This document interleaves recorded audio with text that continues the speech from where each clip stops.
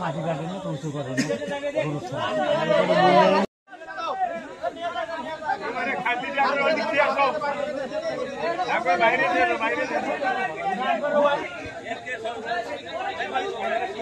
সাইডে রাখেন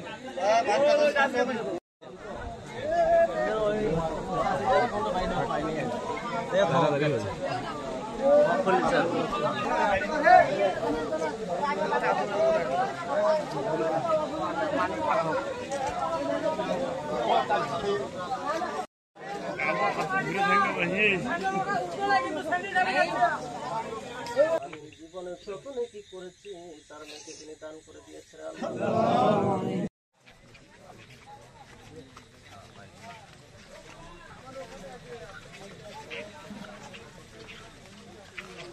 বিসমিল্লাহির রহমানির রহিম। রুবিনা আফসানা রিঙ্কি আমার প্রথম সন্তান। ওকে লেখাপড়ার কথা আমি জীবনে বলতে পারিনি, ঘুমনের কথা বলতে পারছি। প্রাথমিক বিদ্যালয়ের যে বৃত্তি পরীক্ষা, সে সম্ভবত প্রথম গ্রেডে বৃত্তি পেয়েছি। তারপরে কমলপুর গার্লস থেকে এসএসসি পাশ করেছে, পলাশবাড়ি সরকারি কলেজ থেকে ইন্টারমিডিয়েট পাশ করেছে, বিশ্ববিদ্যালয়ে ভর্তি করি কোচিং করেছে ঢাকায়, এবং কয়েকটা বিশ্ববিদ্যালয়ে চান্স পেয়েছে। কিন্তু তার ইচ্ছা খুলনা বিশ্ববিদ্যালয়ে সে ভর্তি হবে। আমি যাইনি এই 4 বছরে। আর আম্মুর সাথে কথা হয়েছে, আর আম্মুই রেখে আসে। কিন্তু মেয়েটা বারবার একটা কথাই শুনি, 5 ওয়াক্ত নামাজ পড়ে, কোরআন তেলাওয়াত করে, তাহাজ্জুদ নামাজ পড়ে। আমি খুশিতে আমার স্টাফকে বললাম যে ভাই, মেয়ে আমার এত কিছু করে। আমার সন্তানকে আমি বললাম, মা আমি এই কথা বলছি। আমাকে বলে, সি আব্বু, তাহাজ্জুদ নামাজ তো গোপন নামাজ, এটা আপনি বলতে গেলেন কেন? আচ্ছা মা, আমি বুঝিনি, আর বলবো না। আব্বু 5 ওয়াক্ত নামাজ হয় আপনার? বলে, না মা, নামাজ মাঝে মাঝে ছুটে যায়। না আব্বু, এ কাজ করেন না, আব্বু এ কাজ করেন না, নামাজ ছুটে যাওয়া চলবে না। আব্বু চেষ্টা করেন 5 ওয়াক্ত নামাজ পড়ার জন্য, ছুটে গেলেই কিন্তু আল্লাহ মন খারাপ করবি। ওর মা ওকে বলে, আম্মু আপনি ছোট কালেমা দিয়ে নামাজ পড়েন কেন?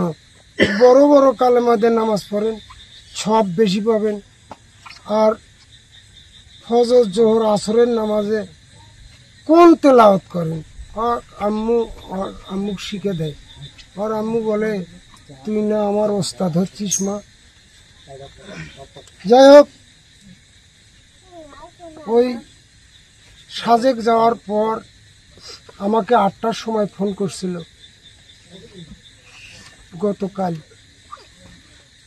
ফোন করে বললো, আব্বু আমি ওই কি গাড়ি না বলে, চাঁদের গাড়িতে আমি উঠবো এখন।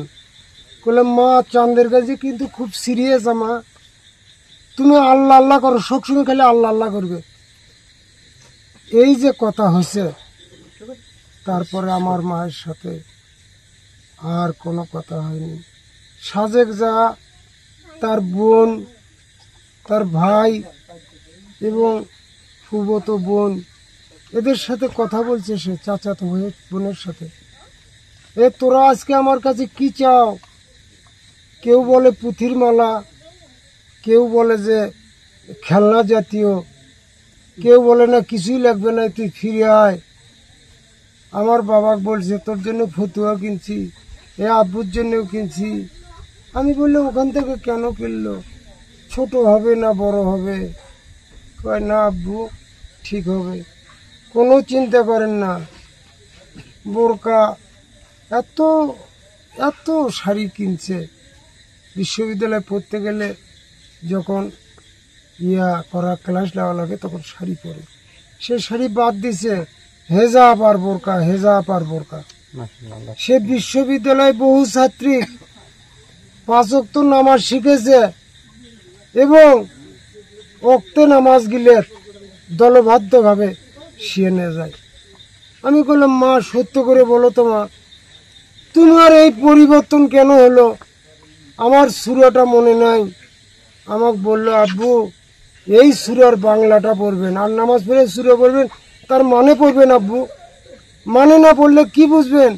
কয় ওই সূরার পর দেখলাম দোজকের যে আযাব, সেটা শুনলে মাথা খারাপ। সেই দিন থেকেই মা আব্বু আমি এই নামাজি হয়েছি। আব্বু নামাজ পড়েন আব্বু, নামাজ পড়েন।